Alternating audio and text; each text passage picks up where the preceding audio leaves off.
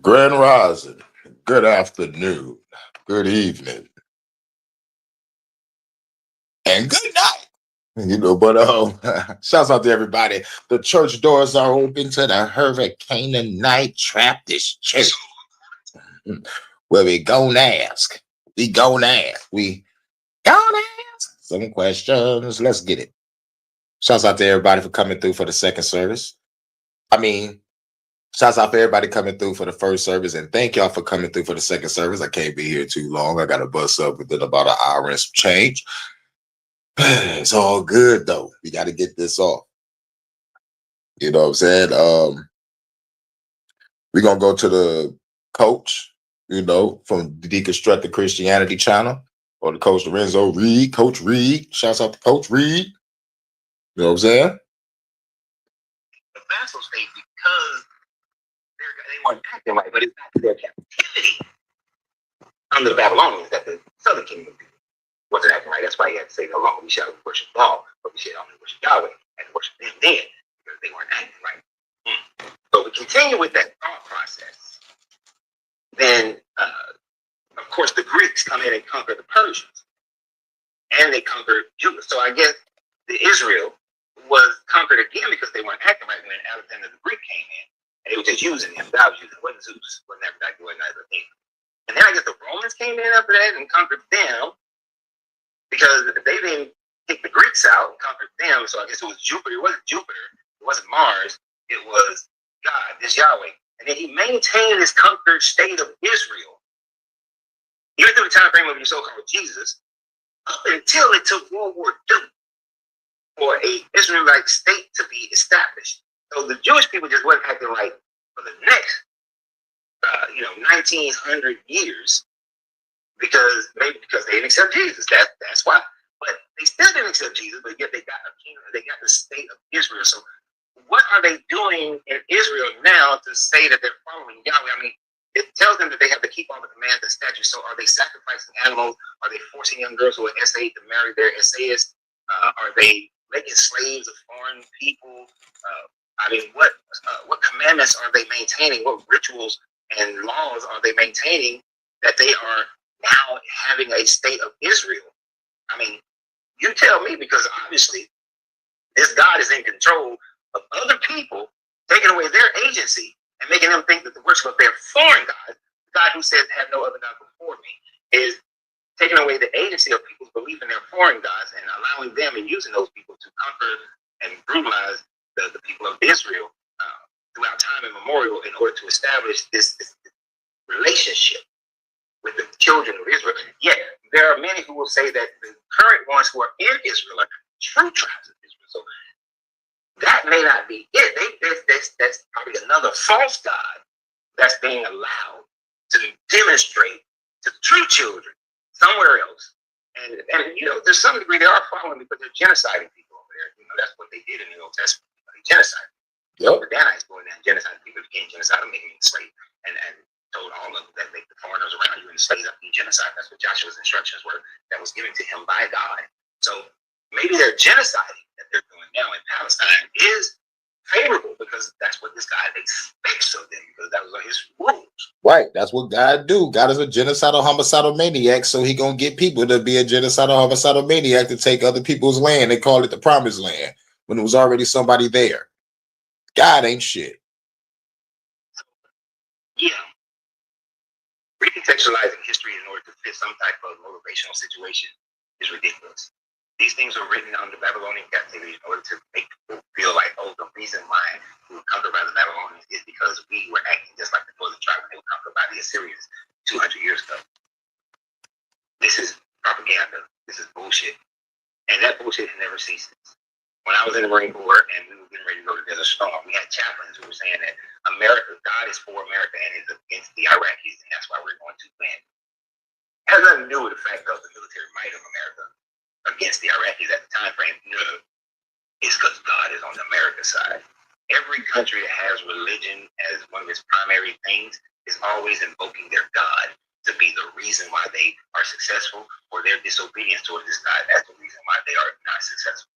Many people have lost their lives and been sacrificed due to this idiotic claim.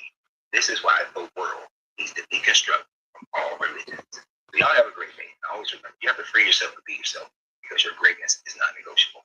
Your journey, your vibrations. That's right. We gotta motherfucking get rid of this fucking religion. But if you look at what's going on over there in the Middle East, all this bloodshed, soldering, sacrificing, this shit went on in the Bible. They're gonna keep on doing it. But for the people to be brainwashed by this shit, motherfuckers need to wake the fuck up. Wake the fuck up. And start asking some questions. Next. So, according to the Gospels, Jesus actually lied about faith. In the narrative, there are several places where Jesus couldn't actually perform miracles because the people didn't have enough faith. The Bible doesn't say they didn't have any faith, it just says that they didn't have enough faith. And then there's this other story where Peter is walking on water and begins to sink.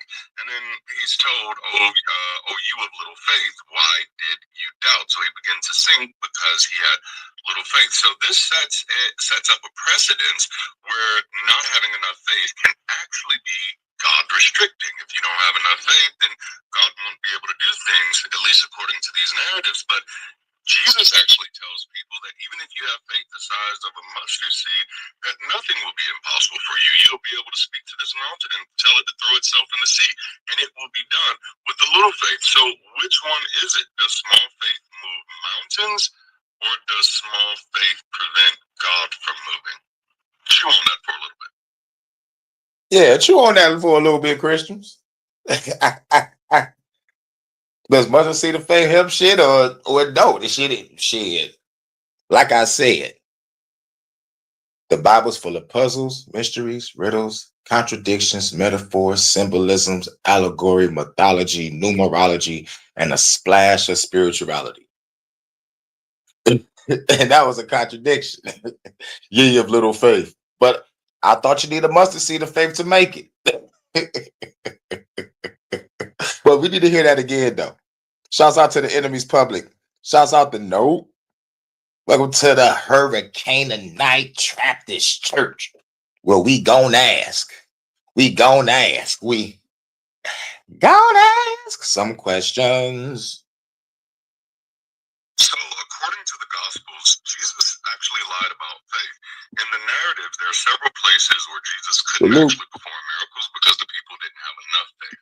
The Bible doesn't say they didn't have any faith, it just says that they didn't have enough faith. And then there's this other story where Peter is walking on water and begins to sink. And then he's told, oh, you of little faith, why did you doubt? So he begins to sink because he had little faith. So this sets up a precedence where not having enough faith can actually be God restricting. If you don't have enough faith, then God won't be able to do things, at least according to these narratives. But Jesus actually tells people that even if you have faith the size of a mustard seed, that nothing will be impossible for you. You'll be able to speak to this mountain and tell it to throw itself in the sea, and it will be done with the little faith. So which one is it? Does small faith move mountains, or does small faith prevent God from moving? Chew on that for a little bit. Right, that's what the Christians chew on that. Blah, stick that in your pipe and smoke it. Blah, and all the other sayings. Blah, blah, blah. Shots fired. Much love to Water Style. Hit her with that Water Style jutsu real quick. Make a tsunami in this motherfucker. You already know. You already know. But yeah, is it faith of a mustard seed or not? This is how you know that this shit is all some bullshit. But y'all ponder on that. Talk about you need a mustard seed of faith. But nigga was walking on water, then he started slipping. He's like, ye who little faith. I would have been like, bitch, I thought you said have a faith of a mustard seed. That's supposed to be moonwalking on this motherfucker. He was moonwalking on the bathwater. Then you say you would do greater things than I don't see not a Christian yet raising the dead, making the blind see, feeding multitudes of people with a 2-piece fish sandwich. Ain't nobody doing that. Ain't no Christian doing that. But most importantly, what a Christian ain't doing, and this is on from a realistic standpoint, you know what Christians ain't doing? They're not spreading the word of God to the four corners of the earth like they're supposed to. They ain't out here living righteously. These motherfuckers living like Paul. This is why most of these people are Paulinian Christians. You can do bad all week, but make sure you repent.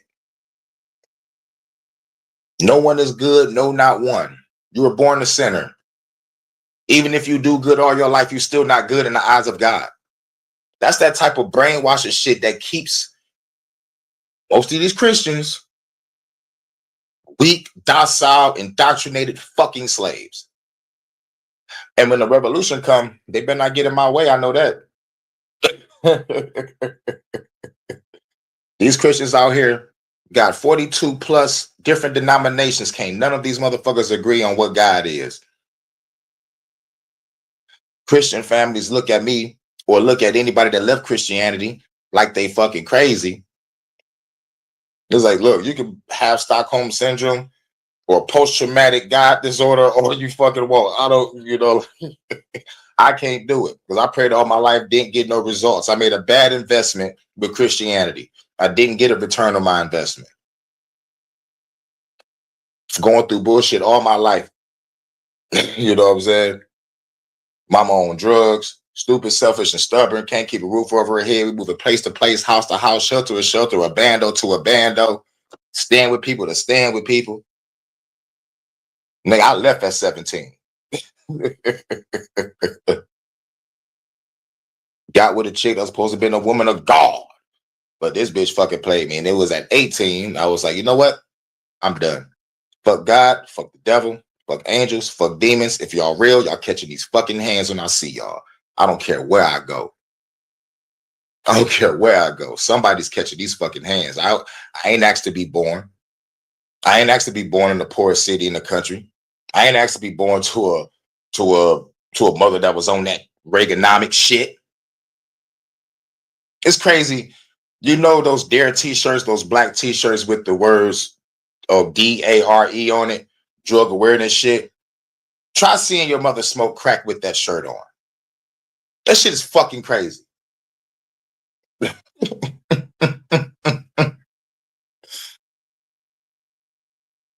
Dealing with pain, trauma.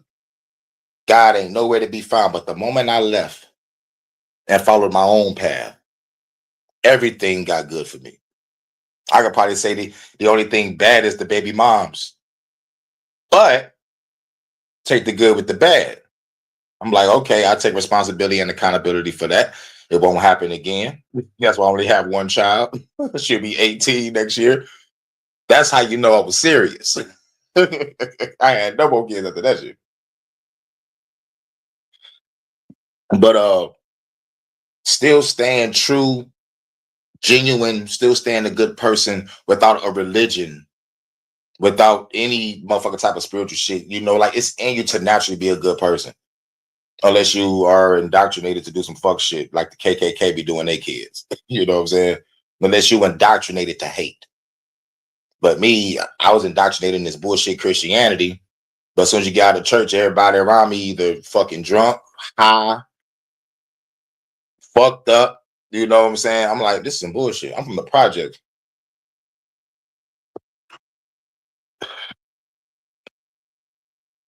Yeah, faith is a hell of a drug. And another thing about faith without works is dead. That's what the fuck they say. But they ain't putting in the work. They ain't trying to be good people. They ain't trying to be righteous. They want to smoke, drink, fuck around, fuck up people's lives, burn bridges, look down on motherfuckers, be condescending and judgmental. You know what I'm saying? But it is what it is. But I know one thing, these Christians are going to be the one that's either hauled off to a FEMA camp or they're going to be the ones that throw us revolutionaries under the bus. So this is why I say most of these Christians and most of these people that love the government, y'all target practice to me. No, allegedly. When the day come, and it will, I guarantee you the revolution will come back before Jesus do. And I put that on everything. And if Jesus do come back, if God do come back, or if something come back, let me tell you something. That shit is alien technology ran by the military, aka Project fucking Bluebeam. I seen the videos of them flying motherfucking spaceships, hovering and shit, shooting shit. The motherfucking documents came out in 94, 95. They was either going to fake an alien invasion or fake the rapture. And since most motherfuckers are brainwashed Christians, they might lean towards the rapture. But since they came out with alien disclosure a couple years ago, they could do Project Bluebeam. That's what I'm waiting on. I'm waiting for the real shit to happen. All this shit in the news shit is boring. Except for the motherfucking freedom of speech and freedom of expression being targeted. That's serious. Because I'm into music, art, and literature and podcasting. And all that shit is getting fucking banned. All that shit is getting shadow banned. All that shit is getting deleted. All that shit is getting strikes. Ain't that a bitch? But if I'm talking about Trump and I love Trump or love the Democratic plantation, I get thousands of views, millions of subscribers. If I'm pandering to the bullshit, they gonna, give me my daily Illuminati treats. Man, fuck all that. Fuck the money. I'm the Joker. I burn all that money because it ain't about the money. It's about the fucking message. Like I said, I came to YouTube angry, screaming, fuck the government, on a motorcycle, screaming, bad to the bone.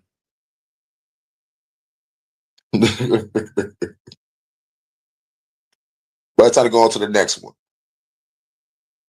Today, we retire the favorite person fallacy and bring back something receipts over reputations. Crowds cheer, labs measure. One decides who's popular, the other decides what's true. If your argument can't cross that gap without a famous chaperone, you've got a problem. Let's fix it. Bad. Bad. Bad to the bone. Hell yeah. Shouts out to the documentary. Was good. Because a name drop is not a mic drop. Around here, ooh, a name drop is not a mic drop. Motherfuckers say, because Jesus, and he dropped the mic. Like, nigga, prove it. It's like a motherfucker be like, I thank Jesus for this house, this car, this new job. I thank Jesus for it. I'm like, nigga, I'm thanking you for it. You got up off your ass to go make that shit happen. Jesus ain't come down and say, wake your bitch ass up, bitch ass nigga, and go get this job. You knew what you had to do. If you want to motherfucking pay bills and motherfucking get whatever you want and need, you got to work.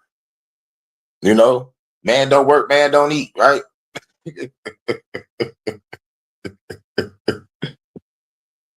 the culture where claims earn their keep.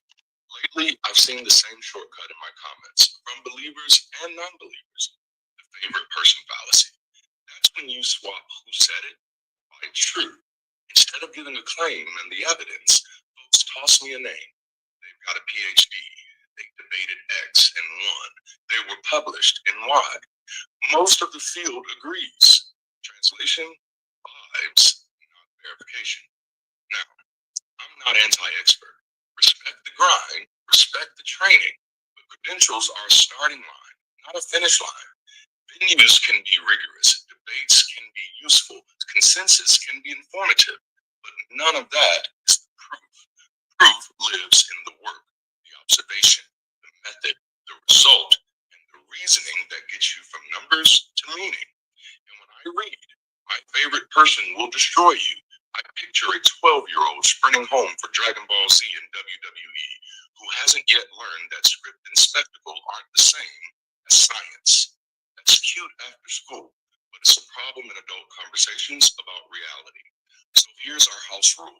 Let's say it together. Receipts over reputation.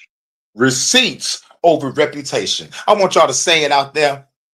To the people in the back, I want y'all to say it. Receipts over reputation. Facts over feelings. Loyalty over royalty. Can I get an 8 gram? Just break it down a gram, roll it up. Smoking on that frankincense. Because I don't got no frankincense. Every serious claim must walk through 5 doors. Number 1, claim. Clear and testable. Number 2. Right, claim. What's the claim? It need to be clear and testable. You can't motherfucking test Jesus. The motherfucker don't even exist. It need to be clear and testable. But nope, the Bible is on trial defending itself. Get the fuck out of here. In the court of law, the fucking Bible will lose 10,000 million infinity times trying to defend yourself and there's no evidence and proof. Method. How would you know? Right. 2 is method. How would you know that the motherfucker existed? Because Josephus and Paul said, and yeah, they said, where's their bodies? Where's the works from all over the globe? Because this motherfucker's supposed to have been so popular. How come nobody else is writing about it? Y'all gotta send letters to other people like, yo, nigga, this over here, nigga, doing over here doing miracles and shit. Come on and believe. Come on and believe. I would have saw that paper and looked at my lady. I'm like, lady, what you want me to do to this fuck? Should I cut off his head? No, let him live. He just come over here with a letter. All right, motherfucking Paul, and whatever the fuck you from, you're lucky. 3, evidence. Number 3, evidence. We need evidence. Evidence. Evidence. Okay, let's do it. You were the prefect of the occupation. True or false? True.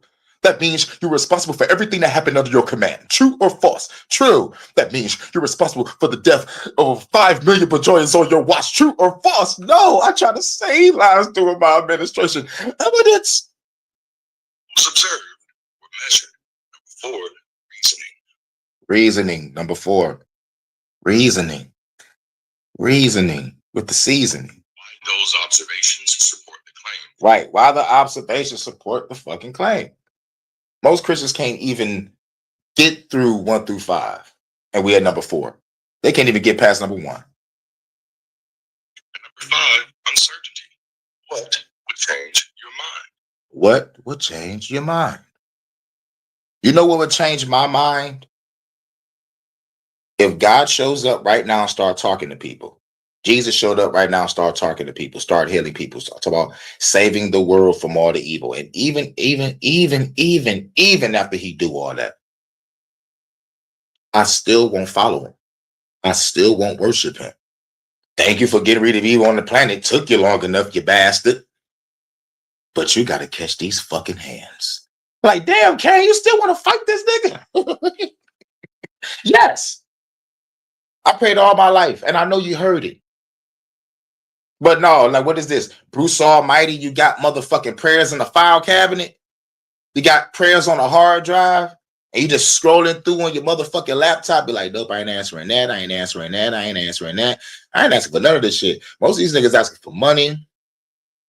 All right, this the prosperity pile. All right, now who's asking for humanity to be healed?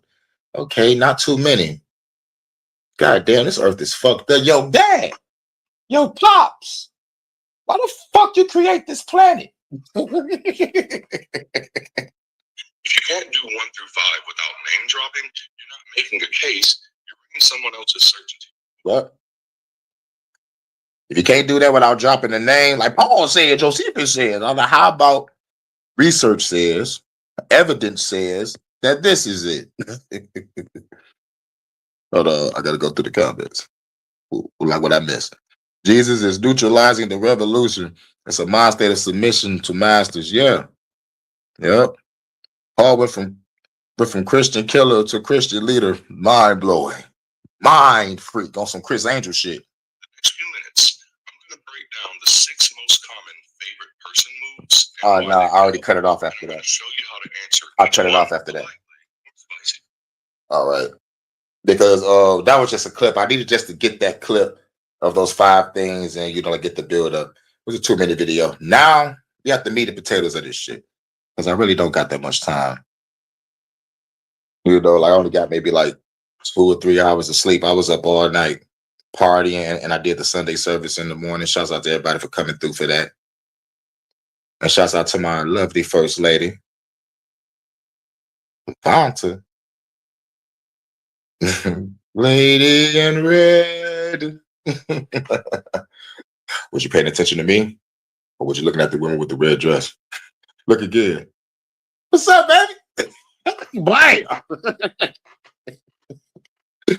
But anyway, the meat and potatoes of this whole thing, I know most people probably may not have experienced this, but y'all probably seen videos of these people talking about near-death experiences.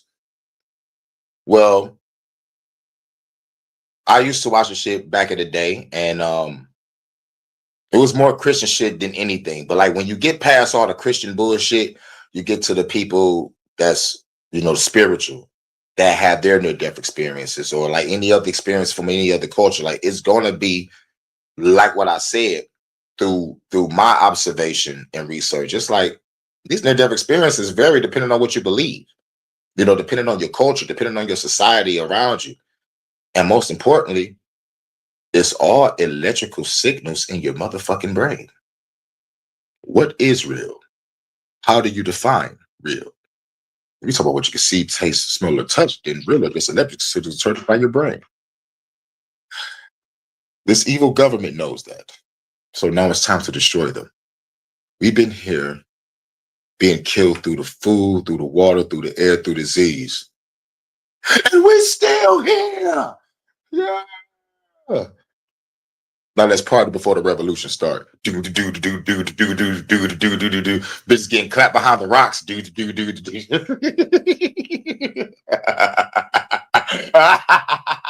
Oh shit, my bad. I gotta save the bad guy laugh for when I start murking cops and feds and shit. Allegedly, I'm wasting my bad guy laugh. But fuck it, I'll do the Joker laugh. I'll laugh anyway. Hello, Gotham. Joker's back in town. But now we're about to talk about near-death experiences. And now this is an intellectual part of the segment. This is the end of this is the segment. You know what I'm saying? So put on your thinking caps, turn your brain on, and get ready to learn something. Rather if you're learning something about near-death experiences, or you're learning some big words that you never heard before, or you're learning something new about your brain. Now, they keep on saying that we only use less than 3% or 10% of our brain and shit. But if we use our brain fully to its 100% capacity, we can become God. So let's unlock our brain. Let's use brain exercises, like play brain games, like brain teaser games. I can download that shit on the goddamn app. Read dictionaries, read encyclopedias, learn how to articulate differently, learn how to replace the small words you say all the time with big words and shit. That's what I do sometimes, what I'm saying? Try to articulate better and learning, podcast etiquette, learning how to debate more better, learning how to, well, I can't say like learning how to debate more better, but I am learning to debate just in case I do debate. But at the end of the day, my channel, there is no debate. You either for the government or you're not. If anybody come over here, they either defending the government or they're going to defend Christianity.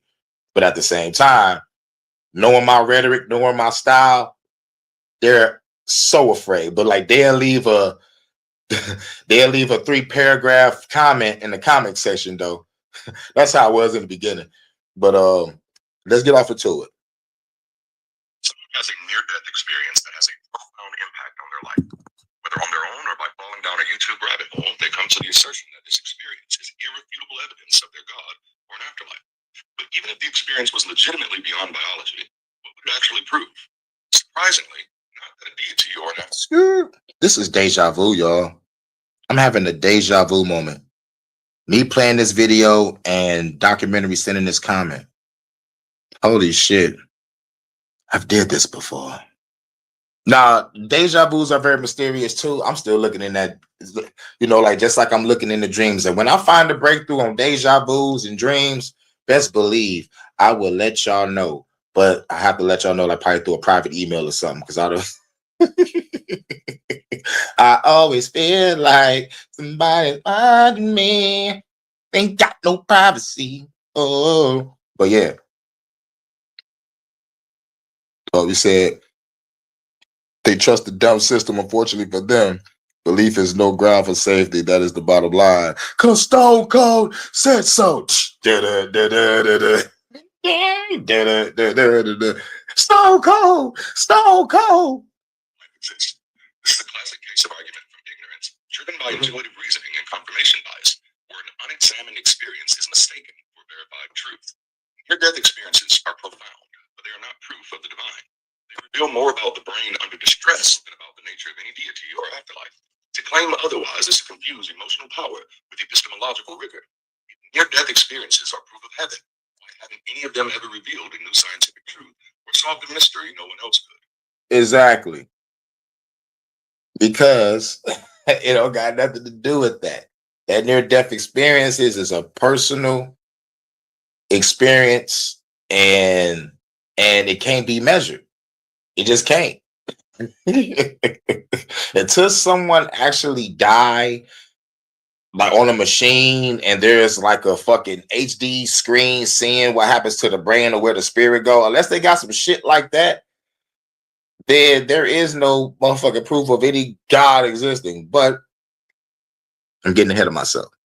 Let's go. We don't let dreams count as evidence. We don't let hallucinations guide our science. So Shit. Ask some of these females that broke up with their boyfriend because that they had a dream about them cheating. Familyhood ruined. That dream was real. You was cheating on me with the neighbor. You was clapping their cheeks in the kitchen. I seen you. I'm like, baby, that was a dream. It was real to me, damn it. It's over. You gonna cheat on me in the future. Like, are you fucking serious? You gonna ruin this motherfucking family over a dream? Let me call your parents. Because I guarantee you, if you call them and tell them that shit, they're gonna be like, bitch, you stupid. They might actually just go there and be like, bitch, you stupid. You got a loving family. That nigga care about you. Got all those kids. Bitch, you stupid. You do that shit. But stupid, stubborn, selfish bitches can do no wrong, right? They don't feel no motherfucking remorse. But anyway, they could be vice versa. we treat near-death experiences differently. And to be clear, the brain is still active in 100% of all NDE scenarios. In this conversation, we're going to take a hard, honest look at what's really happening when the brain gets close to the edge. So what are near-death experiences? Near-death experience refers to a psychological experience reported by individuals who were either clinically dead or extremely close to death, often involving sensations like tunnels, lights, out-of-body perspectives, or encounters with other beings. Now, near-death does not equal actual death. Actual death is biological death. It means irreversible cessation of brain function. Near-death experiences occur during temporary loss of function, not permanent death. Right. Temporary loss of function. Just temporary loss of function. You ain't dead. I don't think you should call it a near-death experience. I'm gonna call it motherfucking. You probably had oxygen deprivation. Like motherfucker. This distinction matters because the experience happens while the brain is still operating, albeit abnormally, which likely means that everything you're experiencing during a near-death experience is indeed a product of your brain. It's a product of your brain. We'll say it one more time. Not a product of God. Get it from God. God. Not God. Your brain. Your fucking brain. Then they say your brain is a fucking supercomputer. A quantum supercomputer. Your brain. Why do the government keep studying our brain? Why do you want to fuck with our memories and dreams? Why do you want to got these machines that fuck with your brain? And most importantly, why do you want to control the way you think? Why do you want to put shackles on your mind, your creativity, and your imagination? These motherfuckers are evil. Not to me personally, good and evil is a state of mind based on the observer. Well, I observe the government killing us through the food, through the water, through the air, through disease. I declare that evil. This ain't a race thing. Everybody in the fucking world is getting poisoned right now as we speak. Get it from God. The question we have to ask here is what's It's a product of your brain. near-death experience qualify as evidence for God? What counts as evidence for God? For evaluating near-death experiences, we need a clear set of criteria for what would actually qualify as evidence of a God or an afterlife.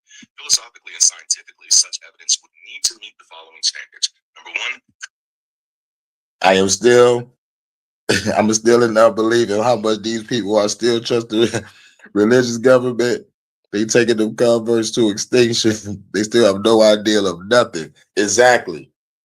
They can have all these degrees and have the IQ of the hundreds. But when it comes to this Jeebus, when it comes to this government, when it comes to society that they live by, the shit around them, their IQ is in the negative zone. They IQ is in the phantom zone, shadow realm. They on some, you got mail, yay.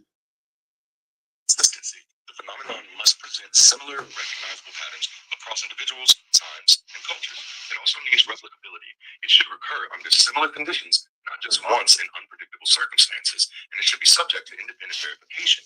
The experience or outcome must be verifiable by third parties, not just the individual who claims to have experienced it. And then also distinguishability. It must exactly. It must be experienced by third parties, like other motherfuckers supposed to, like they saw your shit happen, and they was there. They seen the realm you saw, or they measured what you saw, and they got your mind tied to a fucking machine. Man, dog, look, that's the only logical way they can get this shit done. If y'all have a motherfucking machine tagged to your brain or to your bloodstream or whatever, and it's connected to a screen that's cataloging all your fucking vital signs and data and your genes and all this shit in your brain, and just show picture images of your dreams and shit, it's like, yo, if they don't already got it, they working on it. Because they too busy focused on this brain shit. And if they can't get your ass in the experiment, they're gonna try to control your mind through a chakra on that motherfucker. clearly distinguishable from known psychological, neurological, or cultural explanations. And of course, let's not forget falsifiability. There must be a way to test it and potentially disprove it. Exactly. We must find a way to test it. We must find a way to test dreams, deja vu, and these near-death experiences. But chucking it up to God is fucking stupid. Because everybody has their own different experience when it comes to this. My near-death experience, everything slowed the fuck down like the Matrix. Self-awareness was at its heightened state. I saw the motherfucker that hit me in the car. I saw the motherfucking male driver with the shock look on his face. I saw the motherfucking other car stop with the shock look. I'm talking about, it was straight zoom in vision. I could see them in a whip. And I'm motherfucking on the other side of the street. And like, as I get knocked damn way half across the street, still no pain at all. Dog, like it was like when you get hit by a car in like GTA San Andreas, you don't motherfucking like wobble your arms and legs, you just be stiff in the air, you just floating. Shit felt like it happened to me, man, real shit. And then once I came to, everything came back to normal. The sound came back because the sound was gone too, but the awareness was like I could see everything. How can I put it? Y'all remember that movie Wanted? Do anybody remember the movie Wanted, where you can shoot the gun and the bullets curve? Well, in that shit, like he was having his training, motherfucking montage and shit, and you motherfucking, the sight was getting all motherfucking close and back and all, like vibrating and shit, so you can really have your insight on where to shoot. It was like that, but no sound. And I could see everything. Everything.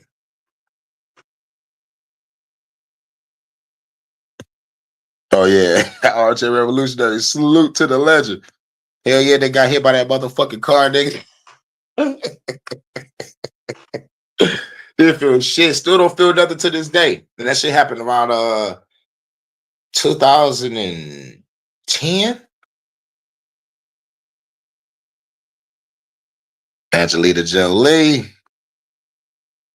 Oh wait. Wait a minute. What did I say? I said a movie with Angelina Jolie in it. I know she played in Hackers. Like what movie I said with Angelina Jolie was in? I know she was in Hackers though. And Tomb Raider. and Mr. and Mrs. Smith. Oh yeah, Wanted. Yeah, that's what I said. Nick, thank you. Wanted. Man, I wanted to clap her cheeks in that movie. Angelina Jolie, she could get it all in the water, all in the milk.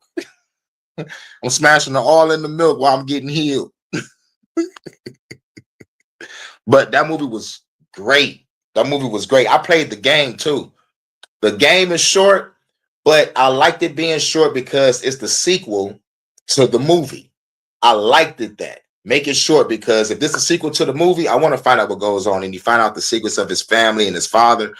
Oh man, that shit was cold. It's a good game. It's a good, decent game. And if y'all haven't played the game, y'all can look at it on YouTube, Wanted gameplay, and you'll see how that shit is. They got the storyline. You know what I'm saying? I was curving bullets like a motherfucker. Blah, baby. It was supposed to be Halle Berry, though, because the comic was based on Halle Berry. Yeah, I saw the comics, too.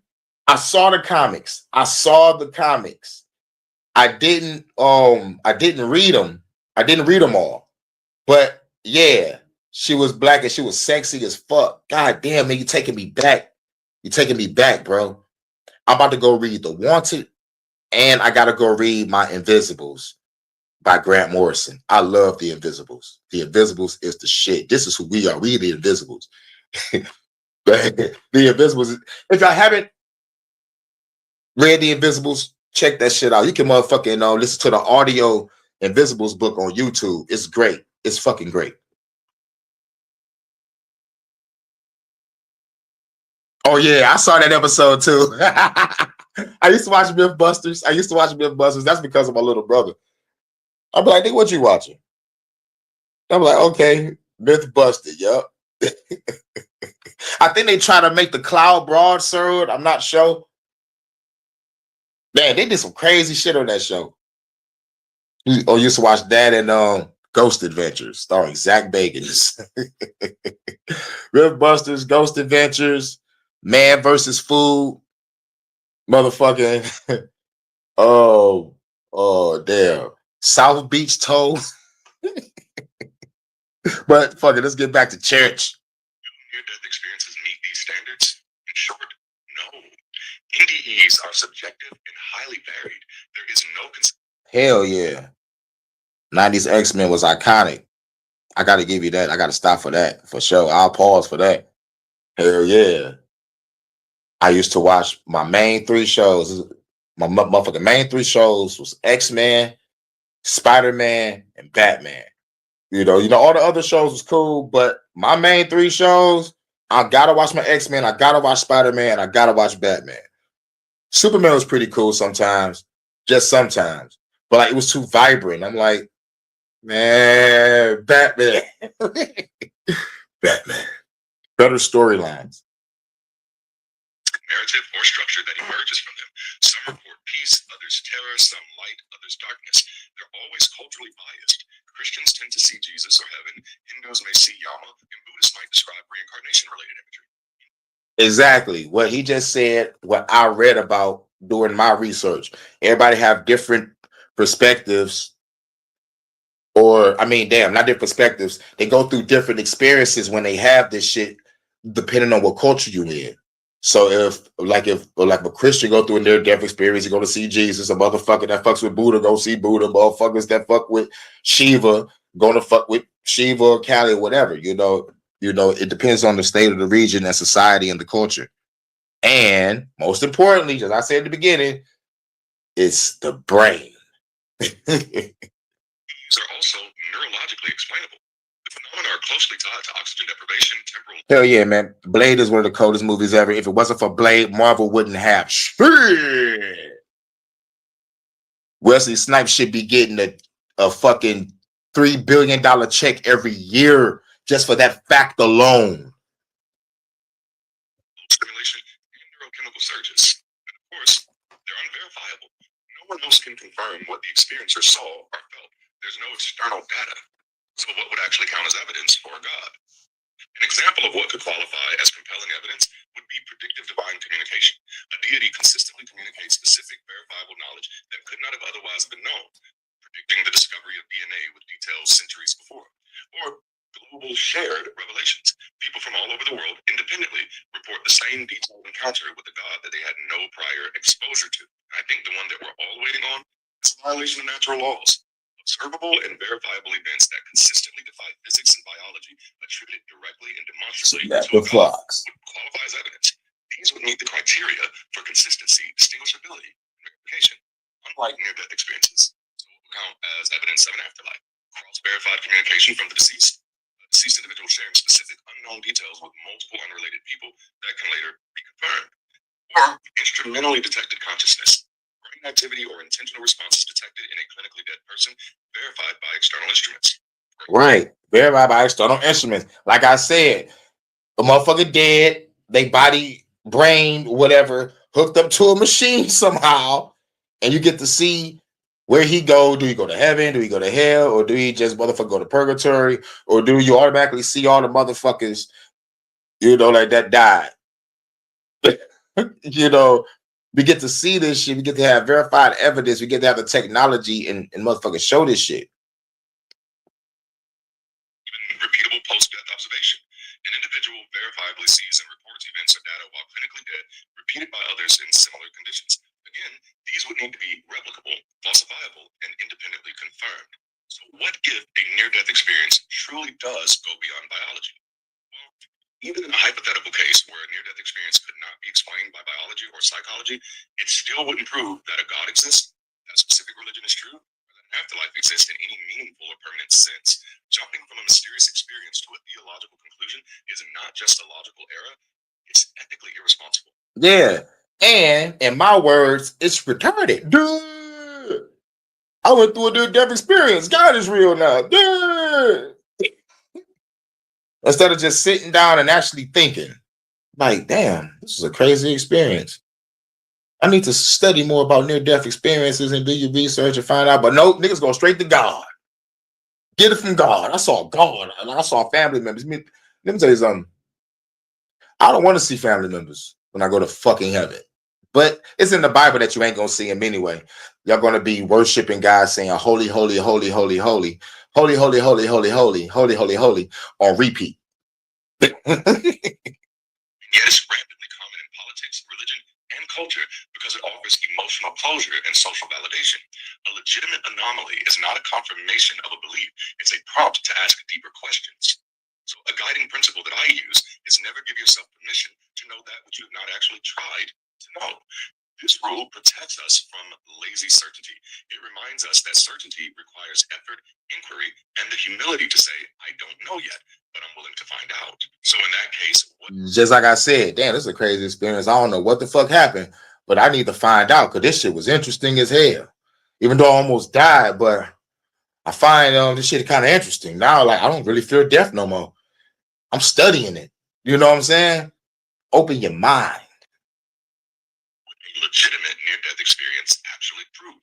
Well, let's assume, for the sake of this conversation, that a near-death experience is veridical, meaning the person genuinely experienced something during clinical death that cannot be fully explained by existing biological models.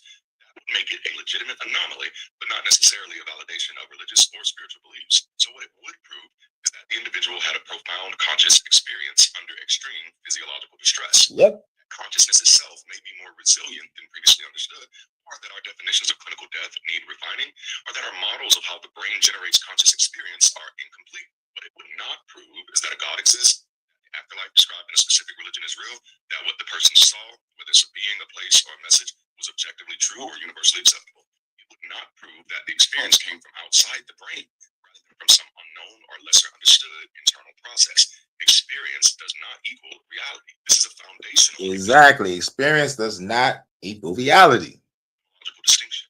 A near-death experience, no matter how vivid or life-altering, does not prove that what was seen or felt corresponds to external, independent reality. The brain is fully capable of generating entire worlds of emotion, imagery, and sensation that feel real. For real, that feels real. Emotion, energy, and sensation. I love having dreams about the first lady. Mm. Mm. It feels real to me, damn it. Not verifiable or external. A great analogy for this is dreams. People dream of flying, talk Dreams. to the dead or seeing lost loved ones. These dreams are emotionally powerful, but we do not consider them evidence of actual flight, resurrections, or visitations from another realm. Exactly. So we should treat these near-death experiences like a real powerful lucid fucking dream.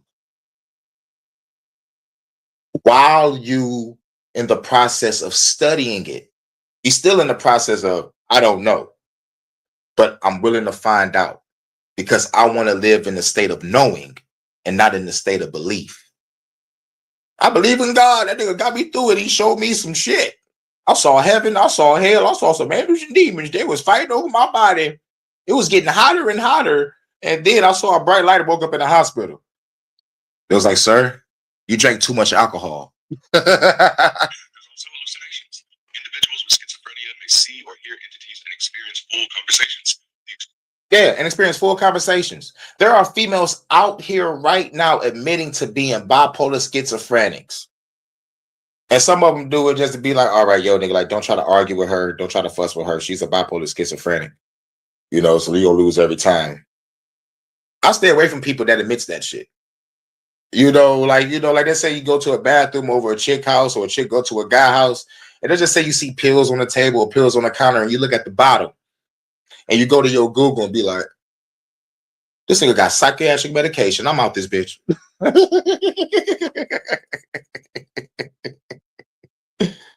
But they say crazy pussy is the best. God damn. But bipolar schizophrenic and crazy are two different things. Some people will motherfucker call a crazy person crazy just for doing something erratic. But a bipolar schizo, like, they live in their mind. So, like, you can't really call them crazy. You can call them mentally fucking disturbed. And it's real hard to really come out of that because don't nobody know how it's created. My theory is might be indoctrination and personal trauma on how a motherfucker can be a bipolar schizophrenic. You know what I'm saying? I'm thinking about that. I grew up finding out later on a lot of people I know was getting crazy checks and still getting them. So I'm like, yo, some of them was real bipolar schizophrenics, and some of them are real legit motherfucking human beings, and their parents forced them to go get that check. Experience is real to them, but not indicative of supernatural entities. We must consider the implications of consciousness under duress. Home is where the key is. Visit thekey.com to unlock a new chapter. We must consider the implications of consciousness under duress. This is a neurological frontier. If a legitimate near-death experience were somehow shown to occur during a period of no detectable brain function, it would challenge current understandings of consciousness. But even then, it would raise neurological questions before theological ones. Exactly. The neurological questions. It's like the fucking scientists in the back, like, yo, man, this shit happened, dog. What the fuck? Yo, nigga, we gotta find a way to motherfucking do some shit about this and name this shit, dog. We just found a motherfucking breakthrough. Way before shit goes to theology. I was like, damn, nigga, I think we cracking the code on the consciousness, y'all. But at the end of the day, they got some shit in place where they're trying to put your consciousness inside a machine. Like I said, whatever you think of the government or these scientists are doing, whatever you think, no matter how outrageous, my brothers and sisters, they're doing that shit. If they're killing us through the food, through the water, through the air, through disease, use the world as a fucking experiment. Oh yeah, and they definitely doing some diabolical shit underground or above it. Is our technology missing subtle brain activity? Does consciousness have a layered structure we don't yet understand? Are there thresholds of perception or awareness that survive trauma? These are fascinating frontiers of cognitive science, not confirmations of theology. There's a common human tendency to label the unknown as divine. But just because something is mysterious does not mean it is mystical. The moment we assign meaning to a mystery without first understanding the mechanisms, we move from inquiry to ideology. This is why it's critical to resist the leap from something strange happened to therefore it must be God. Instead, we should say something strange happened. Let's find out what this tells us about the mind, culture, and consciousness. Even in the most extreme, unexplainable near-death experience case, it's data, not doctrine. It's a doorway to more questions, not a destination of certainty. It may suggest human consciousness is more complex than we thought, but it doesn't grant us the right to claim knowledge of God's heavens or eternal truths. let's unpack what the experts say. When you move beyond anecdote and into the realm of serious research, the evidence suggests that near-death experiences are brain-based phenomena that arise under extreme psychological or physiological stress. Damn. Ta-da! Game over. When you do the real extensive research, it's all in your brain. In your head, in your head, in your head. And I hear voices in my head. They call to me. They understand. They talk to me. RKO out of nowhere. Let's get a better understanding of neuroscience, psychology, and cross-cultural studies without pseudo-intellectual speculation to explain what's happening during a near-death experience. The temporal lobes are closely tied to memory, emotion, and perception. When stimulated by trauma, epilepsy, or lack of oxygen, like I said, trauma. What I say in the beginning, oxygen deprivation. What I say? Out-of-body experiences, religious hallucinations, and distortions in time perception. Olaf Blank and fellow researchers demonstrated that electrical stimulation of the temporoparietal junction in the brain can induce out-of-body experiences in awake, conscious individuals. The body schema and self-location can be experimentally manipulated via the stimulation of the temporoparietal cortex. That's in Nature, volume 419 of 2002. There's also hypoxia, oxygen deprivation. During trauma, the brain is deprived of oxygen. This leads to tunnel vision, bright lights, or seeing God, or even sensations of floating or peace. Lippert, Bauer, and Schmidt in 1994 found that fighter pilots subjected to high G-forces, causing cerebral hypoxia, often experience near-death experience-like symptoms, including euphoria, tunnel vision, and detachment from the body. And from pilots, they're flying a plane with hundreds of people in it, and he motherfucker having a near-death experience in the sky. They say this happened to pilots. You know how scary that is? Physiological basis exists for tunnel vision, feelings of floating, and even spiritual hallucinations under hypoxic conditions. That's from The Lancet, volume 344, 1994. And we must understand the role of neurochemical storms in our brain. As the brain begins to shut down, it floods itself with endorphins, serotonin, and DMT-like compounds that reduce pain, create feelings of euphoria and transcendence. It also exactly. While we smoking all this weed, getting high off all these goddamn drugs, all you got to do is just meditate and go within and unlock that motherfucking DMT in your brain and just get high. We are naturally gifted with all the elements of the universe. Earth, fire, wind, water, light, darkness, time, space, telepathy, empathic abilities, foresight. We have the ability to travel to other realms. In your mind. In my mind. In my mind. In my mind. In my mind. I know y'all remember that. Time and space. David Nichols and Rick Strassman have explored the role of endogenous DMT produced in small quantities in the pineal gland in creating dreamlike mystical. Yeah, in the pineal gland. And what's the pineal gland, everybody? In the church of the Hurykaninite Traptist church. What is the pineal gland? That's the motherfucking third eye. Unlock all your psychic abilities. We have all the powers. We have all the tools at our disposal, people. But we too busy worshiping God and government. It's time to start worshiping ourselves. Who's with me? You already know. During extreme physiological events. While DMT theories are still right, through extreme physiological events, like me getting hit by a fucking car. Or other people having their near-death experience, whatever moment they go through. You know what I'm saying? But I know my moment. But it wasn't no realm. It was just the whole awareness changed, the vision changed. It was like that movie Wanted. I saw everything up close. Everything up close. I saw faces. I saw, man, shit was crazy. Everything slowed down. Not fully confirmed in humans at near-death levels, they remain part of ongoing neurochemical research. But there are also psychological dynamics at work, such as cognitive dissonance and narrative construction. When the mind encounters trauma that it cannot process, it may construct a comforting narrative to Use distress. That means your brain could craft a lie to make you feel better. Like I said, the brain is a quantum supercomputer. And it's supposed to be to protect you. It's, oh my God, I don't want this motherfucker nigga thinking about that. Let me give this nigga something comforting to ease his emotions. Gone. It may even fill in memory gaps with symbolic imagery rather than accurate data. This explains why near-death experiences often feel so meaningful. They're the brain's emergency meaning-making process. People tend to experience what they already believe or expect based on their culture and worldview. Exactly. I said that in the beginning. Depending on where you at in the world, depending on what you believe or indoctrinated in, that's gonna be what you fuck with. That's gonna be what you see. Christians see Jesus or heaven. Buddhists report reincarnation things.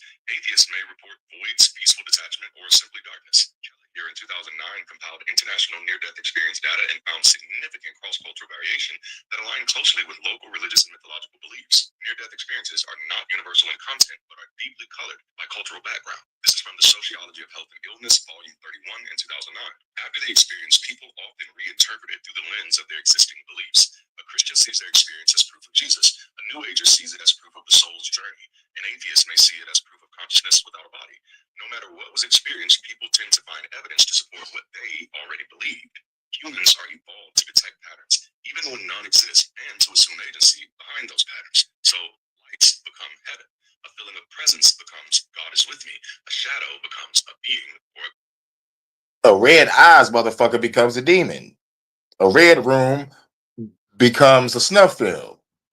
And a whole bunch of other shit that fucks up a nigga's imagination. And it starts from childhood. And that's the shit that makes me mad. When you tell your child that if you don't do right, you're going to burn for all eternity. And then they grow up living with that fear. And then the Bible said the fear of God is wisdom, y'all. What? No, nigga, you just threaten me. If I don't worship you, I'm going to burn. That's a fucking threat. And after praying all my life and getting no return in my investment,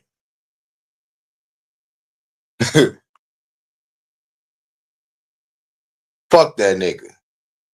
In the words of Eddie Griffin, I'd rather go to hell, get my dick sucked, smoke a joint, kick a bitch in the ass every now and then. It's the same mechanism behind seeing faces in clouds or hearing voices in white noise, attributing intent to random events. The brain would rather Right. Stop attributing intent to random events.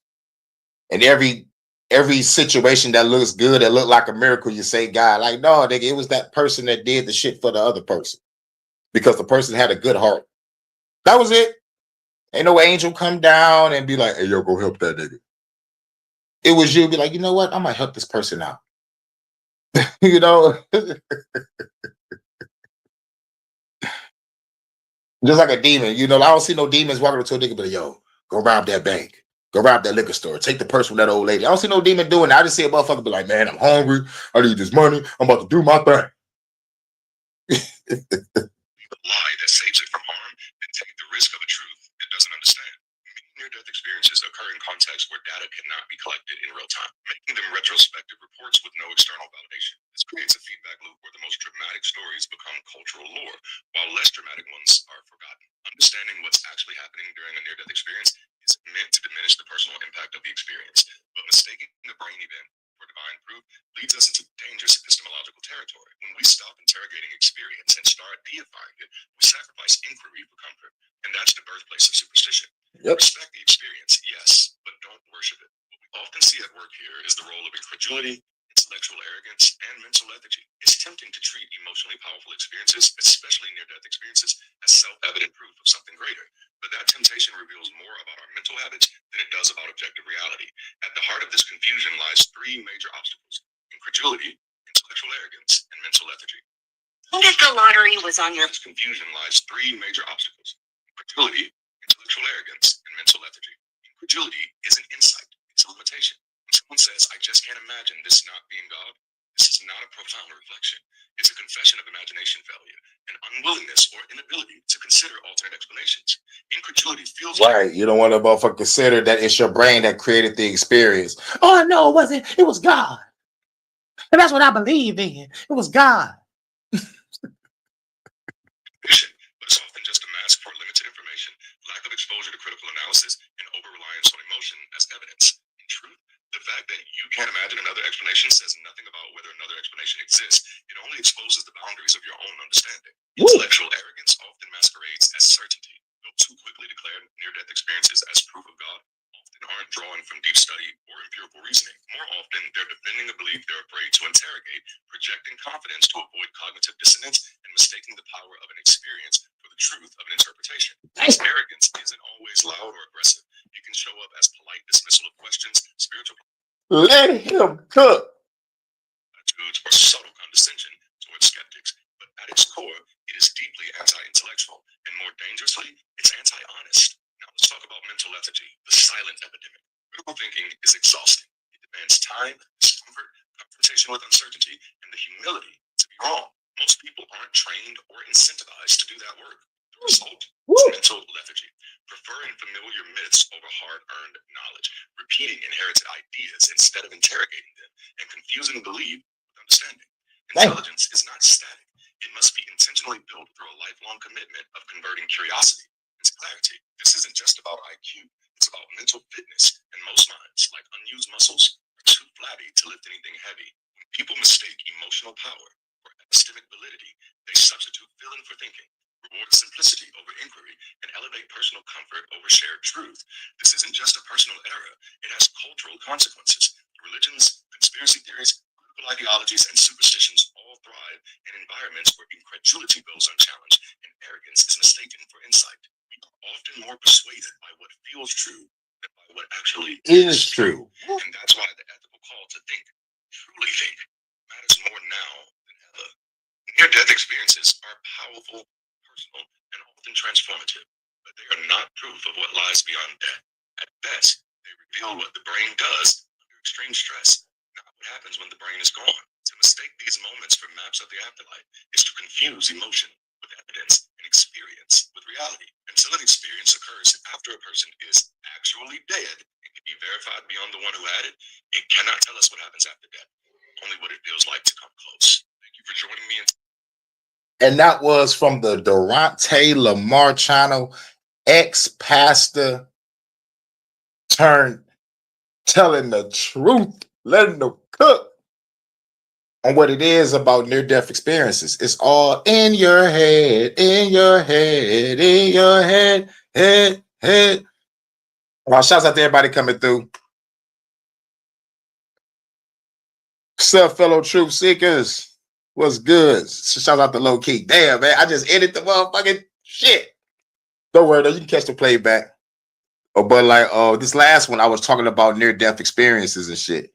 And like I don't think I ever covered it. I think I talked about it briefly. I think I covered something on the nigga that supposed to have went to hell or some shit. But that was years ago. But yeah, we're just talking about near-death experiences, and to just sum it all up, it's all in the nigga head. And like without facts and evidence to prove that it was God, it's all in the nigga head. And plus, during extensive research, the fucking near-death experience come from stress of brain activity, either like trauma, like oxygen deprivation, or like some physical experience. Like me getting hit by a fucking car. So it is what it is. But that was that. This is the second sermon. Make sure y'all watch the first sermon. I did that shit earlier and shit. And I don't got too long. I gotta get ready to go to work. Tigers play today. You know what I'm saying? The Tigers playing. I think we going to the World Series. You know what I'm saying? I think we go to the World Series. I think we 76 and 53. We whooping ass. You know why I'm happy? Because the more they work, the more I work. But even if they stop working, I still got Ford Field to work because the preseason started for football. And the Red Wings, I think they started not too long ago, or they might start in a minute. I'm not sure, at the Little Caesars Arena. All the stadiums is in one spot, and plus I work the field more too. So like if something going on at the field more, if there's nothing else going on downtown, I go there too. Oh yeah, and we do the Masonic Temple. So like, we be on it, be trying to damn near clean the whole goddamn important spots of downtown. But shouts out to Low Key. What's good, brother? But this is the Hurykaninite Traptist Church, where we gonna ask. We gonna ask some questions like, God, why the fuck you ain't killed Lucifer yet? What the fuck? If you're real, my nigga, why the fuck you put the tree of knowledge of good and evil with the motherfucking garden if you know motherfuckers gonna touch it, you don't want a nigga touching it and shit? What the fuck is up with that? What's up with that? And why did you motherfucking kill 40 kids with some bears because they was roasting a bald nigga? Explain that shit to me. Why the fuck did you say slaves obey your earthly masters? What?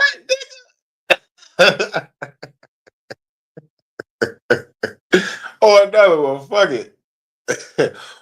Why in the fuck would you kill all the firstborns of Egypt with the 10th plague when you could have just killed the fucking Pharaoh? Why in the fuck would you tell motherfucking Moses to go save your people from the promised land, but you're gonna put an evil spirit on Pharaoh? Nigga, you playing 2D chess with a nigga? Oh, you're killing me with this shit. You gotta ask some questions. Why the fuck a nigga was inside of a fucking whale for 3 days? What type of shit is that? That nigga ain't burned from the acid, stomach acid shit?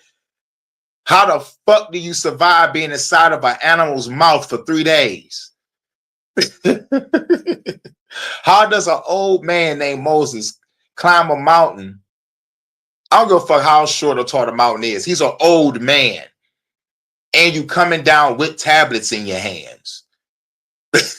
How the fuck did you do that without safety precaution or factoring in oxygen levels? Because you're old as shit. Climbing a mountain to talk to a fucking bush that's burning. How is that possible? How does this mountain look? Where's the cliff of the mountain at? You know what I'm saying? I need to see this mountain. And how in the fuck 2 to 7 million men, women, children, cattle, and carriage go across some water that opened up? Y'all got me fried. Y'all got me fucked up.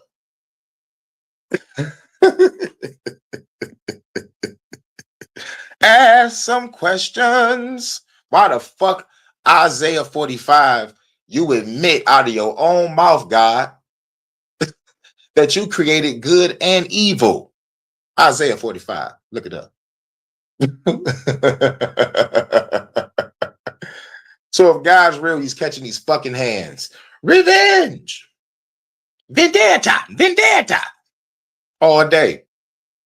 Little shit. But shout out to everybody coming through. Shout out to Water Style. Shout out to Low Key. Shout out to everybody. I might have to catch the playback. Shout out to the documentary.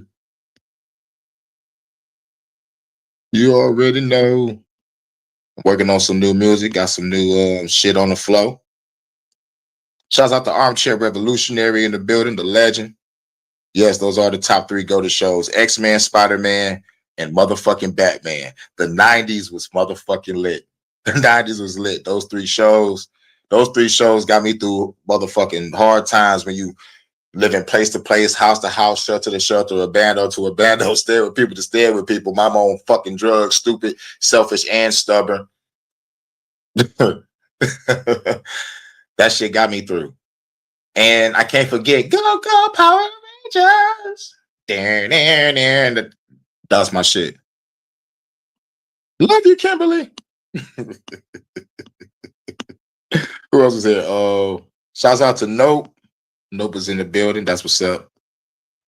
I think that was it. And shouts out. Oh, no. Shouts out to the enemy's public. Field Marshal, Brother Nasir. Make sure y'all subscribe to that channel. Great channel. Great information. Subscribe to everybody. Everybody subscribe to everybody. Y'all know the message over here. This is the only way we can grow. I was at 994 subs. I'm losing subs again. I'm like, God damn it. I need to get to this 1K so I can save these motherfucking StreamYard minutes and just open up the stream yard for when I want to like probably open up a panel or something. But otherwise, I can be on the YouTube live, just talking my shit. But it's all good. It's all good. Angelina Jolie could get the business. I forgot about that. Smash her with all those tattoos on from the bike. Shouts out to Minister Jap. I got that shit from him. When I say that shit, I get that shit from Minister Jap. If y'all fuck with Minister Jap, go fuck with Minister Jap. That shit is funny. Like he be going hard on these motherfucking Keishas. You know what I'm saying? But you want to hear some jokes and want to see some crazy shit, yeah, let's go over there. Because he's a brother minister too, you know what I'm saying? He be holding it down. Who else was here? I think that's it. And shouts out to my first lady, Vanta, you know what I'm saying? She was on the first service. I just want to give my shout out to her. You know what I'm saying? Give my shout out to her. Give my shout out to Crystal, you know what I'm saying? These are the goddesses of the new world after I'm done destroying this bitch. Now, this is the Hurykaninite Traptist Church. Shouts out to everybody coming through.